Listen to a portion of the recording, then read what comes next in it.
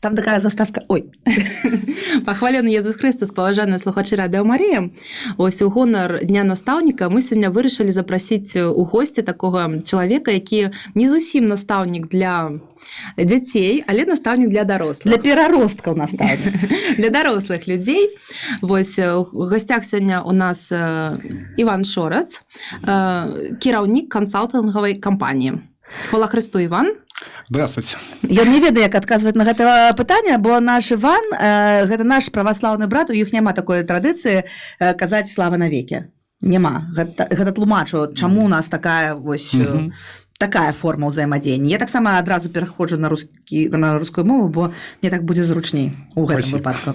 Іван, скажите, пожалуйста, Алёна, прабач. Так, прабачаю першы раз. Я адразу хочу спытаць, такі жартоўныя, і больш не буду. Іван, вось кажуць, кансалтэры, гэта вы тыя, хто самі нічога рабіць не можаце, а нам прапануеце, як наш бізнес памяняць, так, каб ён лепей працаваў, так ці не? Надеюсь, что нет, потому что, конечно, такой вот ярлык, он немного висит в умах людей, но на самом деле консалтинг словоемкое. И это и бизнес-консультирование, и не только бизнес-консультирование, это и обучение, тренинги, это развитие в первую очередь. Такое нечто эфемерное. Скорее можно потрогать, оно не настолько эфемерное, чтобы нельзя было как-то оцифровать. Но в то же время действительно очень много таких направлений, которые кажутся очень такими легкими, воздушными, но в то же время они интересные. И я могу рассказать, вот если говорить о консалтинге, то это больше бизнес-слово, да, для структуры. Мы тут боимся слова бизнес сразу. Мы такие, вау, да. Бизнес, это что-то страшное. Это не про нас, наверное. Давайте это не про нас, обычных людей. В первую очередь сделаем фокус, конечно, при любом бизнесе, при любом предприятии и сфере деятельности, в первую очередь на людях. Потому что любой бизнес, любая структура, любое предприятие, любая должность и любой чин и все остальное, оно начинается с человека. И от того, насколько этот человек успешен, насколько он эффективен в своей жизни, в работе, и зависит результат, и в том числе и для бизнеса. Все, няма пытанняў. Все пытанні скончыліся. Я ведаю, што не ведаю, ці гэта карэктна казаць слова кліенты вашы, Іван, так? Яны знаходзяцца не толькі ў буйных гарадах, не толькі ў Мінску, што вы так вандруеце па Беларусі, так, это праўда, і вось наколькі ў такіх маленькіх гарадах, у мястэчках, у вёсках могуць спатрэбіцца вось такія паслугі консалтинговые. И что такое вообще клиенты для консалтинга? Так. Это такое сложное слово, мы такого не знаем. Кто они? Клиентов у нас действительно очень много. Это и крупные известные предприятия, организации с большим количеством людей. Но любимые для нас клиенты, наверное, больше это небольшие компании.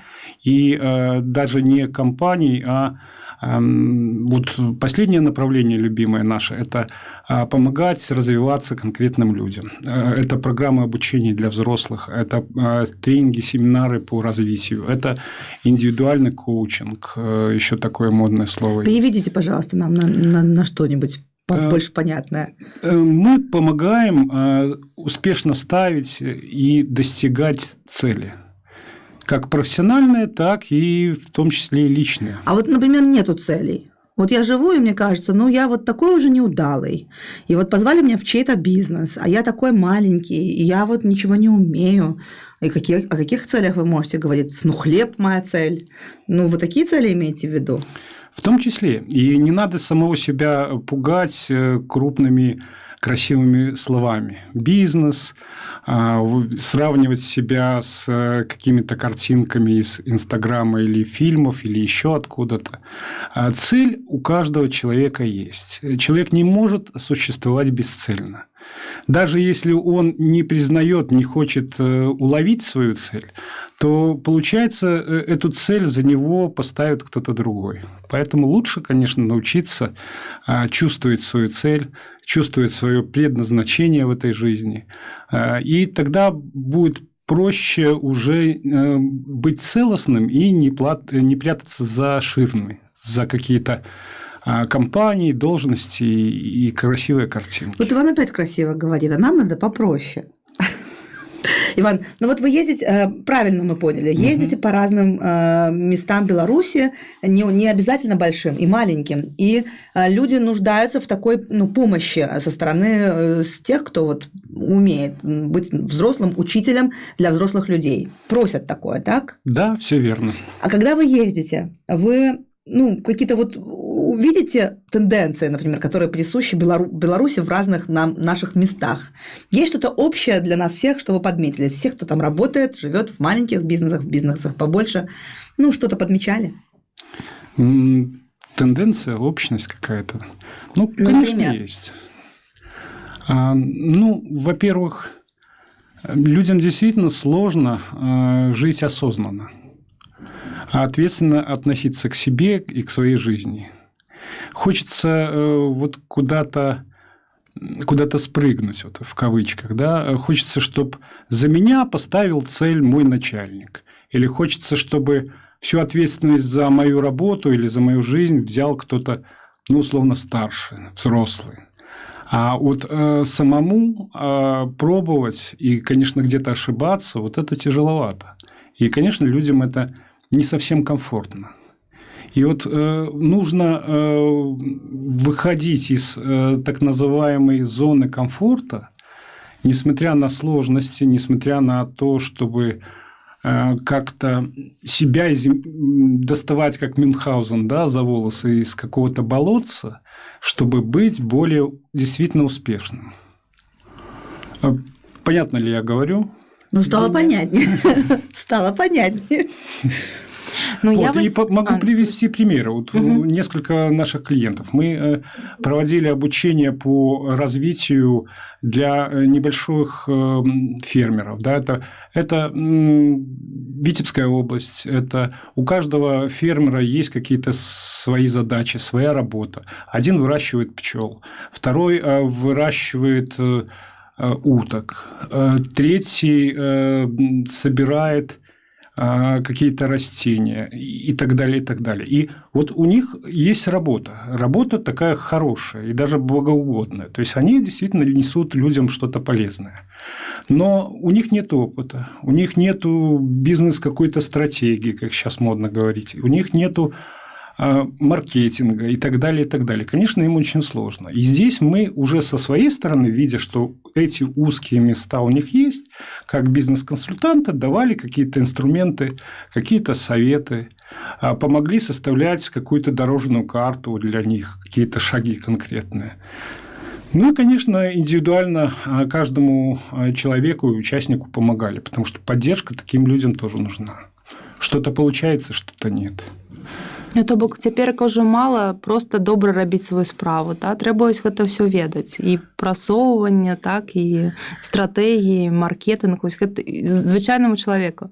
С одной стороны, да, с другой стороны, наверное, не совсем. Почему? Потому что если ты вкладываешь душу в то дело, которым занимаешься, если ты видишь, что эта работа нужна людям, таким же, как ты, либо там соседям, еще кому-то, и они благодарны за то, что ты делаешь, то рано или поздно ты все равно будешь успешным.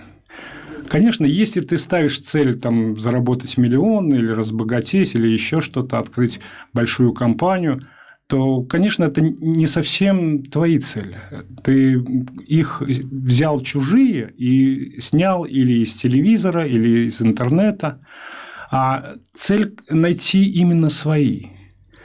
Выращивать хороших уток, которые экологически чистые. Послушных уток. Которые приносят действительно там большие выводки и еще что-то. Или там те же пчелы. Они умирают, как за ними заботиться, как поставлять своим соседям хороший мед.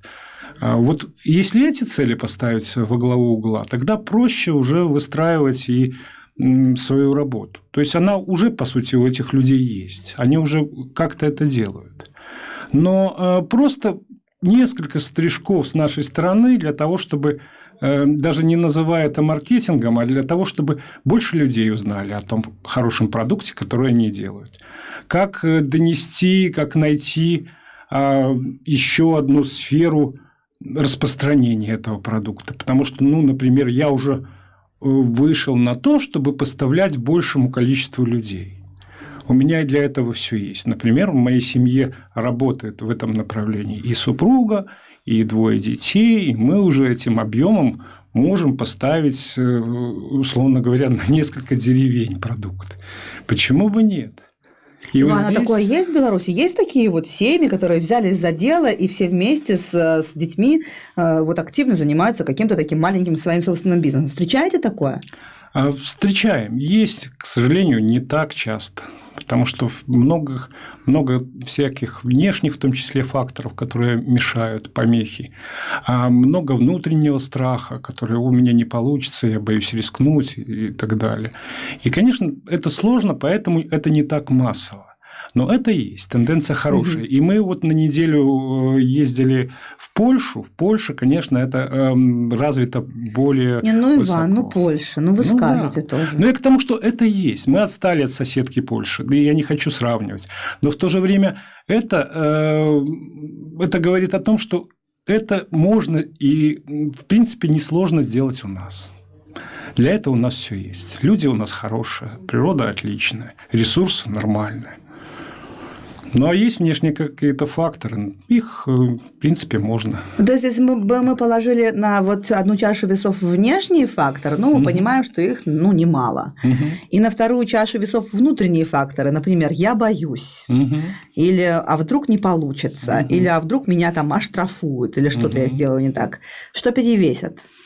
Конечно, самые сильные У меня факторы, уже левая рука прям оттягивается. Так. Самые сильные факторы, как это ни странно, это внутренние.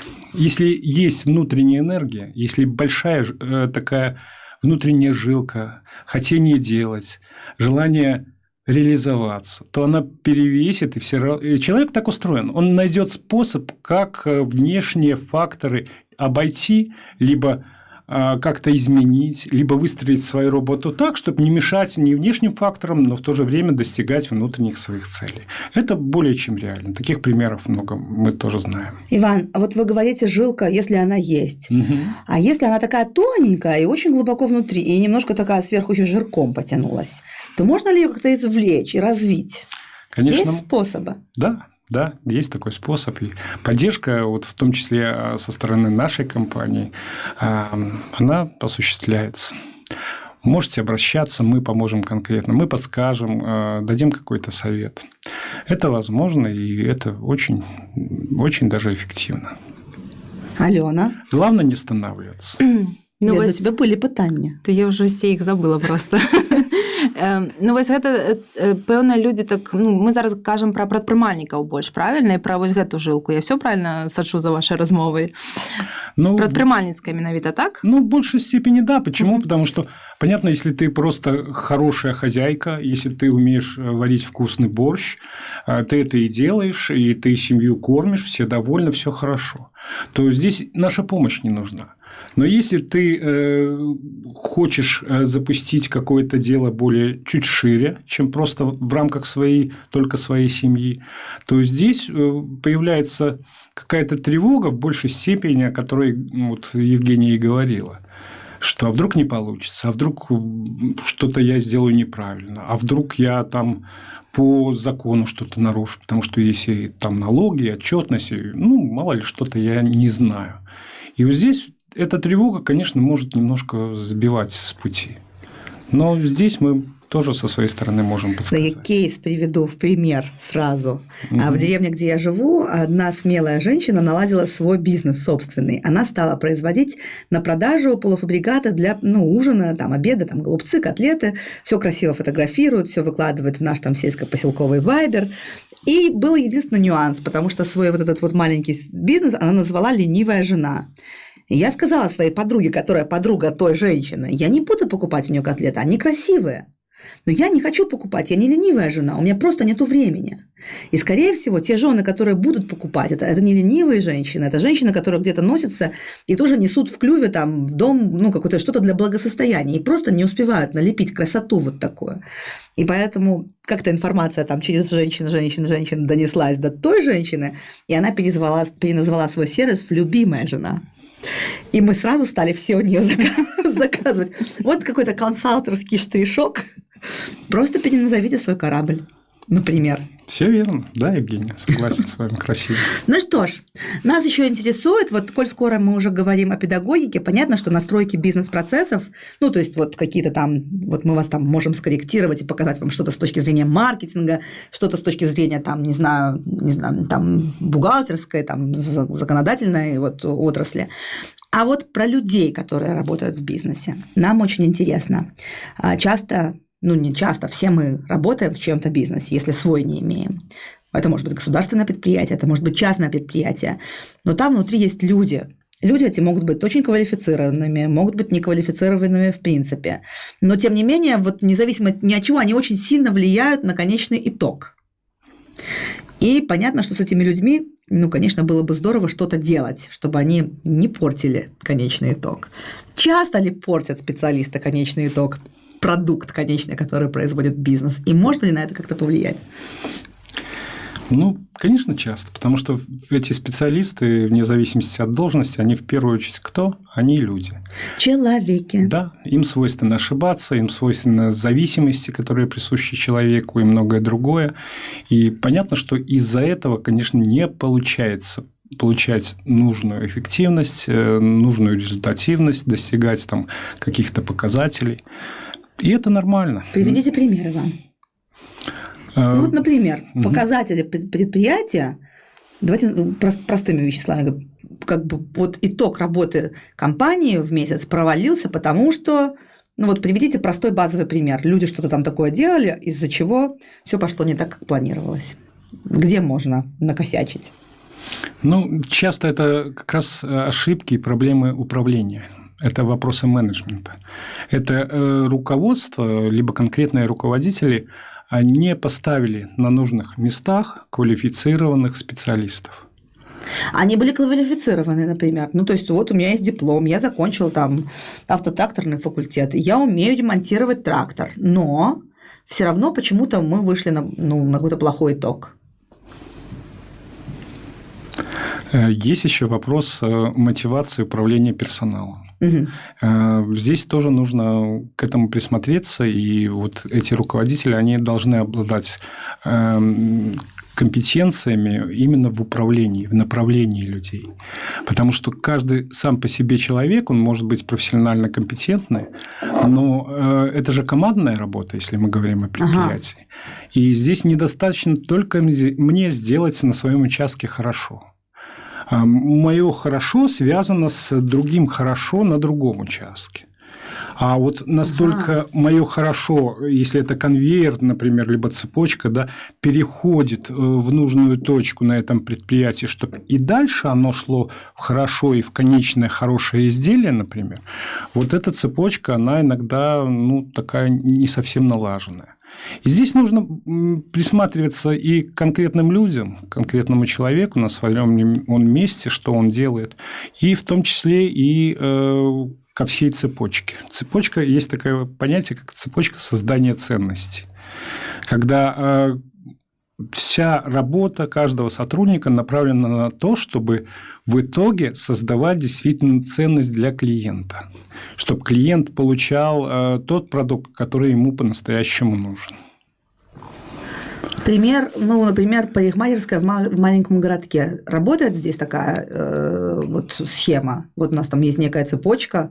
Из кого эта цепочка состоит? И, вот как может выглядеть, допустим, какое-то слабое звено, которое разорвало цепочку, и продукт получился в конечном итоге плохим? Надо смотреть, но даже в таком месте, конечно, могут быть в этой цепочке нарушения. Например, тот, кто закупает для этого парикмахера ножницы, лак, все остальное, он сэкономил. Он купил плохое, он не поставил парикмахеру-мастеру, который действительно профессионал, делает хорошие стрижки.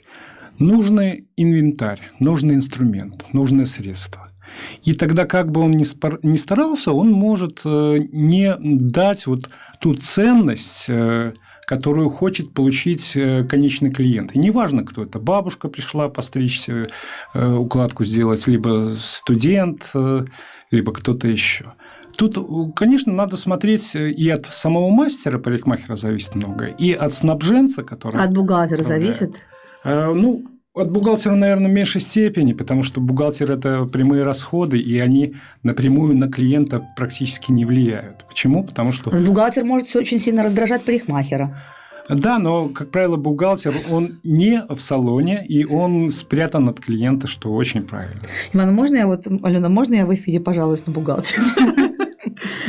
Я приведу пример такой вот простой. У меня моя компания, которая занимается туризмом. Мы привозим сюда, в Беларусь, в гости людей и кормим их в разных белорусских кафе, в том числе в кафе X. Кафе X позвонила нам и сказала: вы должны приехать к нам и забрать свои товаросопроводительные документы, накладные.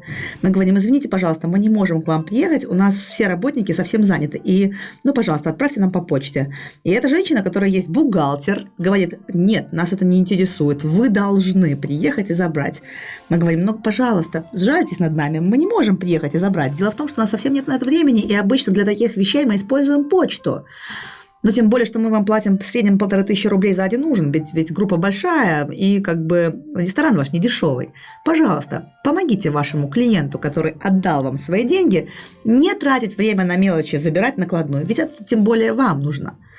В общем, мне сказали: вы должны 14 раз. После 14 раз слышать «я должна», мы решили: извините, мы больше у вас кушать не будем. И, с накладными что-нибудь сами придумайте, пожалуйста. То есть получается, что бедный хозяин этого заведения, которого, кстати, мне к телефону не пригласили. Я хотела сказать ему: вы знаете, ваш бухгалтер сейчас, она сделала все возможное для того, чтобы эта компания больше к нам кушать не приходила.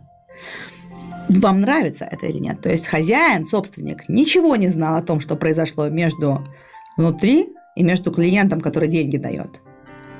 Он остался в счастливом неведении, а мы туда уже больше не приходим, вот уже которую неделю. К чему я говорю? Что каждый маленький сотрудник на каждом своем месте очень-очень важен. Вот обидела женщина всех остальных участников пищевой цепочки, и все, и потерял собственник клиента. Чего вы молчите? Слухаем. Просто я хацела так абагуліць тады, што наколькі я зразумела, у ідэале трэба, каб кожны супрацоўнік разумеў мэту, так? Для чаго гэта ўсё робіцца. І гэта ўсё дасягальна ўвогуле вось такімі спецыялістамі, як вы? Конечно, мы в этом помогаем, и опыт успешный у нас достаточно большой, уже порядка 15 лет мы на рынке работаем. Вы можете патлумачыць кожнаму супрацоўніку, для чаго ён на гэтым месцы, што ён робіць, якая мэта вось этого ўсяго. І гэта прымецца? Да, доброе пытанне. Мы можем и сами этим заняться, будь то приехать на предприятие и развивать индивидуально каждого человека, специалиста, сотрудника. А можем этому научить, как местным руководителям, то есть на этом предприятии руководители сами смогли бы обучать, развивать, наставничать, контролировать, мотивировать. Просто такие больше огульночеловечие, правильно, мэты? Конечно, да. Опять-таки мы все равно делаем фокус на людей. Понимаем, что работают не машины, не шестеренки и роботы. Это люди, и ничто человеческое им не чуждо. Поэтому, конечно, работаем с людьми. Ведаеце, Іван, я вось часто сустракаюся з такой пазіцыяй, што мне так мала плоцяць на гэтым прадпрыемстве, што я павінен яшчэ крыху падвароўваць, так, чтобы нейкую такую... Альбо я ўвогуле не абавязан. Не абавязан нічога рабіць, яшчэ трошачкі шкодзіць, кажу, да. Вось, так, яно ёсць такое меркаванне. Як яго памяняць? Но опять-таки мы возвращаемся к началу нашего разговора. Важно помнить о своих целях. Если свои цели как-то не заменяются какими-то другими, то проще выстоять в этом мире. Если есть ценности свои, согласно моим ценностям, воровать нехорошо. Неважно у кого, у начальника или не начальника. Неважно, если повод, чтобы воровать. Да, он сам заработал, давай-ка я украду. Сейчас же можно. И так далее. Когда нету индульгенции, никаких или-или, ты просто не воруешь. И вот такая ниточка у тебя внутри уже натянута, а если не натянута, стараться натягивать постоянно, каждое утро, каждый месяц, каждый год, напоминать себе об этом, то эта ценность формируется, и тогда уже проще будет устоять. А если нет, искушение всегда есть. От соседа, от коллеги, от начальника, от кого угодно. Поэтому важно помнить о себе, о своих целях, и тогда, бетонировать их. Помните, есть в этой жизни самое главное, а есть второстепенное. И не менять второстепенное на главное и наоборот. Есть ценности основные, те же библейские ценности, которые незыблемые, которые никто не отменял. Будь то вы католик или православный, все равно они лежат в основе. И тогда проще выстраивать и свою жизнь. И тогда проще выстраивать работу со своим клиентом. И тогда проще выстраивать цепочку создания ценностей вместе со своими клиентами, помогать им это делать. Потому что есть у нас и общие ценности, а есть индивидуальные цели у этого же клиента нашего, например. Он хочет вот это, и нам уже как консультантам проще ему помочь это реализовать. Или как коучу. Кто такой коуч? Это тот, который помогает понять истинные свои цели и успешно к ним прийти. Шаг за шагом, несмотря ни на какую неуверенность, несмотря на страхи, несмотря на то, что сложно, несмотря на то, что, может быть, в этой стране вообще ничего не получится и так далее, и так далее. А просто уверенно идти вперед, и поддержка здесь, конечно, такому человеку нужна. И мы эту поддержку даем. Иван, а вас же там многовато. Я знаю, что у вас есть разные учителя, с которыми вы сотрудничаете, взрослые преподаватели, преподаватели этого, того.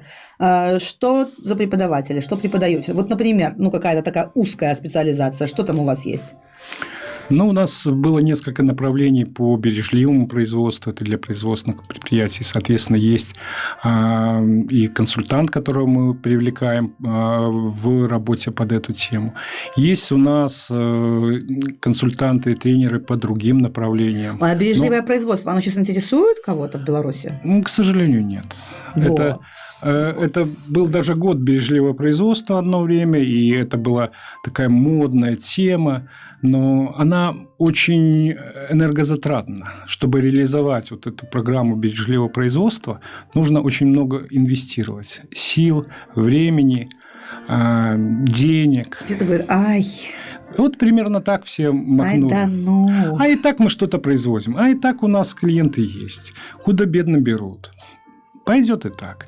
И эта белорусская помяркованность, она часто мешает. Какие-то я еще читала, в программе есть, допустим, деловое письмо. Насколько важно деловое письмо? Для работы в бизнесе, в компаниях, конечно, это важно, потому что это другой язык, другой стиль письма, другие А что зависит критерии. от делового письма? Написал ты здравствуйте, вот, пожалуйста, наше коммерческое предложение, посмотрите на него, спасибо. Отправил на деревню дедушки, до свидос. Если на деревню, то да, согласен, тогда вообще не нужно. То есть этому тоже нужно учиться? Всему нужно учиться, потому что если тебе кажется, что учиться не нужно, что я и так все знаю, у меня же такой опыт работы, у меня же такое звание или должность, я уже достиг в этом мире. Это плохой знак, это говорит о том, что все идет к закату, что нет развития, самое главное, нет энергии жизни. В чем цена ценность в обучении и в развитии в том, что это высвобождает большую энергию для жизни. Хочется творить, для творчества. Хочется делать. А когда я и так все знаю, тогда да, спи уже. Ночь пришла. Я и так все знаю, это наша любимая на самом деле. Есть у меня ще такое питання. Ви сутикалися з тим, що керівництво запрошує до себе коуча якогось, так? І каже, приходьте, ми вас чому-небудь навчимо. І у людей включається такий супротив. Адбыть гэта ўсё, да? Тому що гэта такая я могу продемонструвати, як гэта выглядае, што яны пры гэтым робяць. Вось так, ведаеш, так, на так. руки сюда, і так кажу, давай, вучы мяне. А вось вы, Так, Іван, Іван? вы, Іван, Ну, кажаце да. пра адваротнае, пра то, што гэта высвабаджэнне такой энергіі, энергетыкі, так, што гэта, ну, здорава ж, што гэта добра. Ну, і пытанне, напэўна, ну, не то, чтобы як бы пераканаць гэтых людзей, а пытанне будзе такое. І гэта мне вельмі нагадвае такую школьную нашу крыху адукацыю, калі распараджэнне ідзе сверху. То бок гэта не знізу жадання чамусьці навучыцца, а просто вы сверху спусцілі гэта, так? Ну, і гэта просто аўтаматычна выклікае нават такую рэакцыю. Калі табе загадалі атрымаць задавальненне ад вучобы, ты зробіш усё, каб яго не атрымаць. Вось, як вы бачыце якосьці выйсце з гэтага вось кола? Зразумела матывацыя, напрыклад, кіраўніцтва, которое хоча лепшага для сваёй фірмы. Але вось як тут быць? Ну, вы затронули важную тему. Вот, действительно, есть вот эти две энергии, два вектора. Изнутри и снаружи. И лучше, конечно, использовать оба этих вектора. Почему? Потому что и там есть энергия жизни. Конечно, в первую очередь, мы об этом тоже говорили, важнее внутренняя энергия, внутренние цели, да, они приоритетнее, они раздвигают горы. И даже если внешние факторы там существенны, их тоже можно обойти, с ними можно справиться. Но если есть, например, в компании, на предприятиях, вот эта внутренняя такая поддержка. Ну, вот мы недавно проводили обучение по теме коучинг для одного известного белорусского банка. И эту программу запустили как раз-таки для внутренних руководителей, для специалистов этого банка коучинг. Как использовать инструменты коучинга, то бишь развития для своих сотрудников, для своего персонала, для себя самого любимого. Как быть более успешным, как меньше ошибаться, меньше переживать, а больше делать. И вот благодаря вот этому вектору, этой направленности со стороны руководства банка, конечно, вот эти сотрудники и руководители очень много получили благодаря вот этой программе коучинга от нашей компании Шорис Консалт. Они могли сказать: банки и так денег много, не будем мы этому обучить специалистов, и им это не нужно, давайте лучше там как правильно обслуживать в ЦБУ, либо еще какие-то темы, и все. А так это человеческая тема, и они ее запустили, они показывают заботу о своем персонале. А уже сам персонал, например, получив инструменты коучинга, он может и себя развивать, потому что не каждый сотрудник пришел к тому, что ему хочется за свои деньги обучаться. Не каждый готов пойти на коучинг, например, по вечерам или по страшно выходным. звучит идти на коучинг. Я не знаю, я вот подумала. Заменим это слово... Пойти или не пойти на самом деле. Свое развитие. Заменим слово коучинг. Реально звучит это лучше, вот пойти и заняться саморазвитием. Саморазвитие, да. Иван, а вот во время вот этого коучинга можно ли, например, вдруг понять, что ты совсем не слабенький и не глупенький, что у тебя тоже есть хорошие качества, которые ты можешь превратить потом в какую-то услугу и в деньги? Такое же возможно? Конечно, возможно. Ну, в частности... я такой там, я ничего не могу, у меня ничего не получается, у меня обычное образование, я вот такой маленький, такой вот слабый. И он может вырасти? Может, и такой опыт у нас есть. И в частности, вот когда я использовал инструменты коучинга для клиентов, вот консультировал одного руководителя, у меня вот уже со стороны, я вспоминаю, не совсем так получалось, как нужно было бы. Но вот мой коллега и партнер Марина Шорис, она как раз обладает очень мастерски этими инструментами, и действительно она ими как эквилибрист владеет и иногда и понимает, где какой инструмент применить. Ну, например, иногда... Микрофон тут ставили, ждали ее, ждали. Ну, Здравствуйте, Марина. Видите, иногда она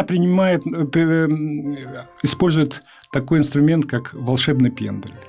Когда человеку нужно дать ремнем по попе или легкий подзатыльник, чтобы он сдвинулся с этой точки с места своего, сделал первый шаг, не боялся. А иногда, наоборот, нужно поддержать. Этот сотрудник, например, эмоционально выгорел, ему уже тяжело, уже так называемый пендаль ему не поможет, ему нужна человеческая поддержка. Прибавка в жалование. Ну, это было бы просто, если бы это помогало. Доска почета, что-то. Но ему надо что-то больше человеческое. Это тоже у нас есть. Можем как минимум подсказать, где это найти, где взять. Иван, а еще вот тоже, я вот думаю вот про это, я вообще-то думаю часто про такое. И еще некую параллель. Вот не от этого ли мы такие вот неуверенные в себе и боящиеся что-то сделать, даже вот на уровне малого бизнеса? Вот хочу открыть я свою маленькую парикмахерскую, или свой маленький ремонт одежды, или свой маленький ремонт, что-то такое вот у себя вот в городе, где я живу. Ведь это же нужно людям. Но потом я вспоминаю, как я на уроках вот в школе сидел, и нужно было руку вот так поднимать, и если ты ошибся, то сразу 2. Нет ли, вот как не видите ли некую связь вот с подходами к обучению в школе с тем, что получается на выходе, когда мы взрослые? К сожалению, да. Вот эта структура, в которой мы выросли, в которой мы жили, еще с советских времен, да и теперь, она, конечно, форматирует человека и зачастую не в лучшую сторону. Мы перестаем думать, перестаем быть ответственными, перестаем творить, боимся ошибаться.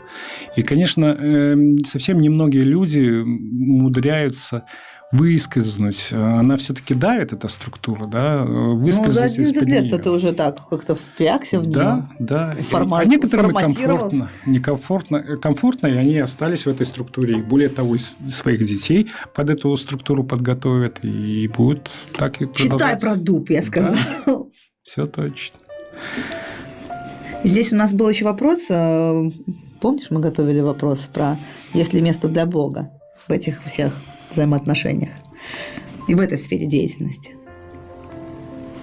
Я ўжо атрымала адказ на гэта пытанне, ўжо Іван пра гэта казаў, што хрысціянскія каштоўнасці яны наадварот дапамагаюць, бачыш, не перашкаджаюць, напрыклад, бізнесу, прадпрымальніцтву. Да, они помогают выстроить свой личный внутренний такой костяк остов. Потому что без них очень, очень легко распластаться, очень легко расплыться, и куда ты выплывешь, куда тебя занесет. Очень, очень рискованно. Рисковать в этом смысле не стоит.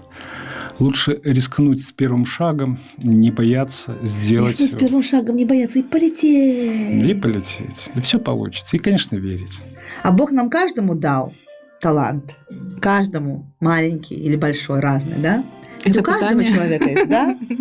Ведь же у каждого что-то есть. Каждого же он полюбил по-всякому. Вот кому-то дал такой талант, кому-то такой.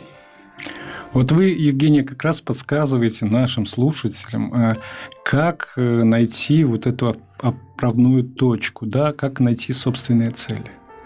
Они есть у каждого. Кто-то лучше вышивает, кто-то любит мастерить. А кто-то любит животных. Кто-то любит животных, выращивает их или спасает их.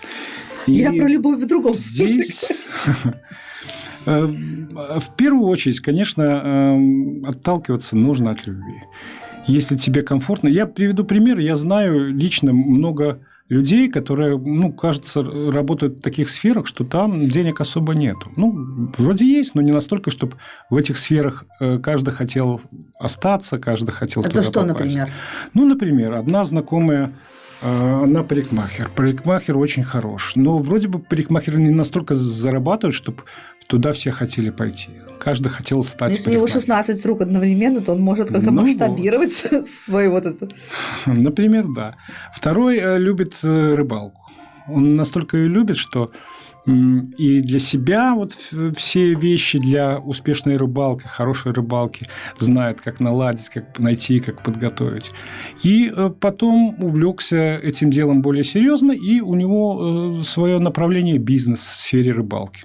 Он выращивает и опарыши, червей, он закупает нужные там удила, там еще что-то.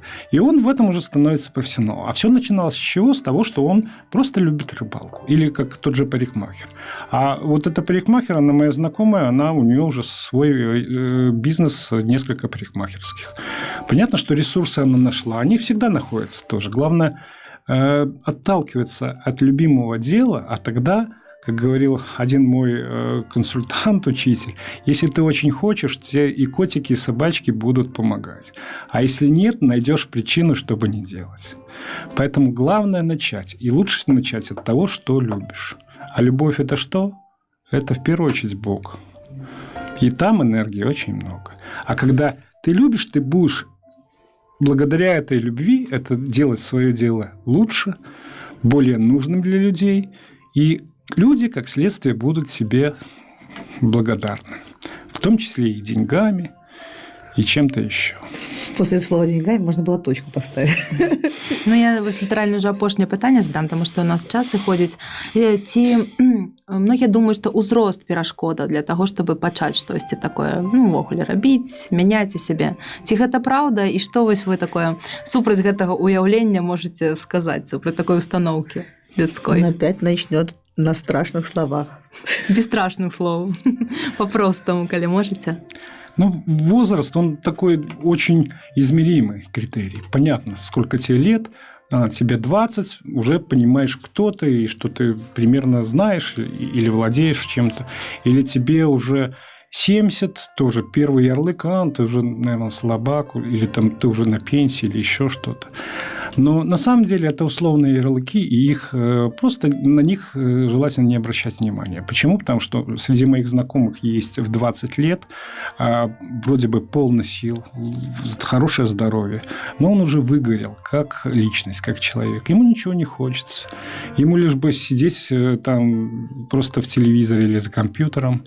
У него нет каких-то целей. Я не говорю про амбициозных целей, достичь, там, куда-то устроиться или еще что-то, или куда-то даже съездить за границу.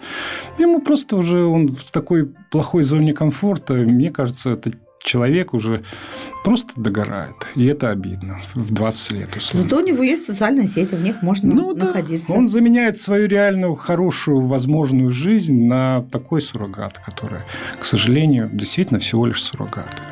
И есть другой пример. У меня есть знакомые, которые работают на предприятиях, которых уже вот одному 70 лет. Ну, я даже не говорю про врачей. Вот одному врачу там 89, он до сих пор оперирующий хирург. Хотя, кажется, уже-то все. И есть руководители, специалисты линейного звена, это начальник, это мастера, например. Что такое линейное звено? Это руководители, которые невысокого уровня. Ну, приведу пример мастер, например, на производственном предприятии. Это линейный руководитель. Нужный, важный, ценный, но это не начальник цеха, это не замдиректора по производству. От него не зависит так много в управлении на этом предприятии, но в то же время очень много задач он выполняет. И он уже давно на пенсии, ему кажется, уже давно пора отдохнуть. И дети вроде состоялись, они зарабатывают. И дело не в деньгах, но у него глаз горит, энергии хватит за 10.